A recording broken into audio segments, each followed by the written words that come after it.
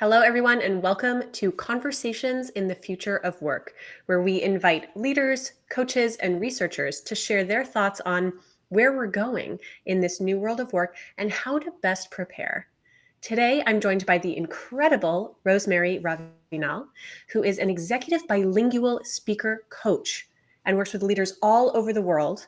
And I'd like to actually pass it over to you, Rosemary, right away, so you can share some of the key points of your background that are most relevant today.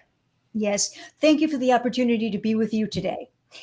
The work I'm doing is an extension of decades of work as a corporate communications leader, as a spokesperson, as a media host personality, because that's the world that I really felt I had relevance. But after a while, I noticed that I really wanted to be the person who was doing the talking for myself, being the one to voice opinions and to sort of stake my claim on the area of executive coaching for purposes of improving their communication. So I was speaking on behalf of other people as a spokesperson, but now I am helping others rise up and elevate their ability to lead. We know the soft skills include, to a large measure, the ability to communicate. That's been proven. And so I am that person. I hope to be the executive speaker whisperer, really to help executives, CEOs, C-level, as well as director level and emerging leaders really develop the confidence they need to be able to have an impact when they speak. Right, absolutely. And it's such important work. I feel like, especially over the past few years, we've gone over these changes, these disruptions in the workforce that have affected the way we communicate specifically. Mhm. So, question for you is, what are some of the main ways you've seen the world of communication evolve? It's evolving in many different directions. Generally, everything that I've observed and research shows that there is still a huge gap in the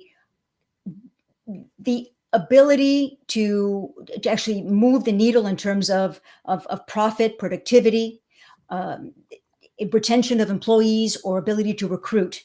There is a sense of complacency that there are all these tools, yet Mhm. how do we populate those tools, those modalities?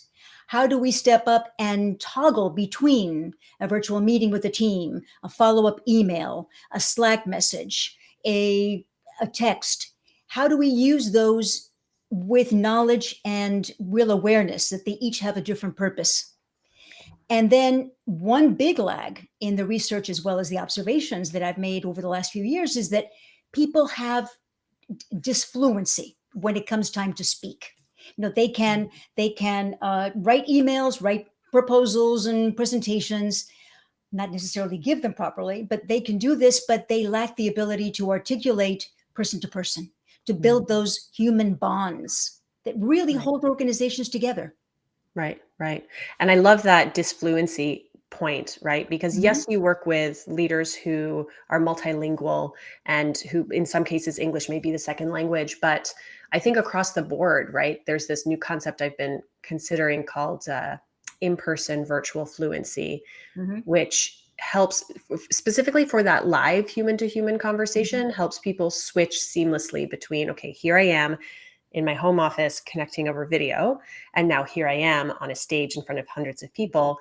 It's a very different vantage point for your audience, and so the way you communicate has to change. So it's a fascinating skill that I think is It is, and it really requires people to step up. And another thing that's really crucial that people quite don't understand is that mm, every audience is different. yeah. And so you have a virtual audience, you have a hybrid audience, very difficult to keep attention and to really convey important information in a hybrid setting.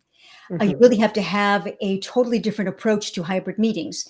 Hmm. Then audience sizes, the types of audiences. Are they people who are in your world, who speak your jargon? Or are they people who are in other businesses where you have to be much more democratic in the way you approach the topic? That being able to be versatile and adapt, because at the Right. end of the day, another very important message is that your ability to communicate is totally dependent on the audience's need from Yeah. you. What do they need? What are their pain points, and how can you address them and help them be better? Yep, absolutely. So, given that you work with multilingual speakers and leaders, what are some of the challenges and so number one, what are some of the challenges? But then number two, what are some of the opportunities that you think they can unlock in a virtual conversation specifically? Working across cultures still continues to be difficult. The world that I am most comfortable in is the world of Spanish English speakers. And Mhm, even there, given that there's 22 countries where Spanish is the mother tongue, there is still a lot to learn in terms of how to the nonverbal nuances, right? The tremendous importance of the nonverbal, of the body language, of expressions, the formalities that we need to employ when we're addressing people we don't know. In Spanish, there is a formal tense. When we say you say tú if it's informal, and mhm, usted if it's formal. mhm, Well, how do you go back and forth? How do you develop some kind of a relationship, a closeness, but still retain formalities and protocol? And then how long should a meeting be? How much should it be based on words and spoken word versus visual and nonverbal? In other words, visual imagery that mhm, you're conveying. And one very important thing that I find is when you're having a meeting with people from different countries, ask them what they need. Ask them how best to convey the messages. What are the terminologies perhaps that they don't understand? mhm, What are some of the things that they need from their end? Maybe sometimes it's as simple as speaking more slowly or mhm. using closed captioning Right, simultaneously to help people understand. There's, right. as you know, there's very often a distortion of sound when you're working through virtual platforms. So if you're not a native speaker and you hear some word and you don't know what it is, your attention first is going to be drawn to what that word was, and then you won't necessarily be listening to what follows, and Right. then you'll have a gap, you'll have a disconnect there. Mm, So I think all these things are actually remarkably simple and common sense, but very often we forget to think about them. right. And what is interesting about what you shared there towards the end about actually taking the time to ask your audience or your fellow speakers, what is it that I can do to just really make sure that we're communicating here? In some of those requests are facilitated virtually, Hmm. like Hmm. having the closed captioning, having different ways that technology can support understanding. That's something that is harder to do in person than it is to do virtually. So it's interesting to see. It's really interesting to note, I think, in which cases the virtual channel can be beneficial. Definitely, yes. And we know that in some cases there's simultaneous interpretation available through some platforms. So that is also a big plus Right. with caution, because there is interpretation that is industry specific, that has the proper terminology, and Right. the translation of certain words and phrases, and there's some that serve to do nothing more than to cloud the understanding. So all of that has a lot of different aspects that deserve attention, and communication leaders need to understand all those and prepare accordingly. I think a lot of what we're seeing is that communicating effectively requires preparation, whether it be a virtual meeting or in-person meeting. You really have to set an intention. Right. You have to have a clear, defined purpose. What do you want to achieve? Otherwise, you end up just talking to hear yourself talk. Right. Right. And do you feel what do you feel that people view video communication as somehow secondary to in person, or do you think that's changed? I think people still fear this medium. Yeah. I know of very few people who say, "Yep, Zoom meeting, let's do it. Let's jump right in there. I'm ready." Right. Most people will say, "Do we have to? Is it really necessary? Mm. Do I have to turn my camera on?" Hmm. And I'm very much a believer, as I know you are, of, Yes. of having the full dimension of communication with the nonverbal Hmm. being essential to really understanding. Right. And So I find that there's still a hesitation, and Mhm. not only hesitation, but still there is a gap in understanding. The Zoom IQ is not there. Now, I created early on in 2020 something called the Zoom score. And Mhm. it was a sort of a gimmicky 10-point system to make sure that you were doing things right on Zoom, right? From showing up properly lit to framing yourself in the shot to having your background speak to who you are and what you stand for. Yeah. But people are just not doing that. They're still Right. showing up poorly lit or in the car with the car moving. Uh, You're right. it's um, it's interesting, but I think that it hasn't quite hit a breaking point yet. Right. It has to have a consequence.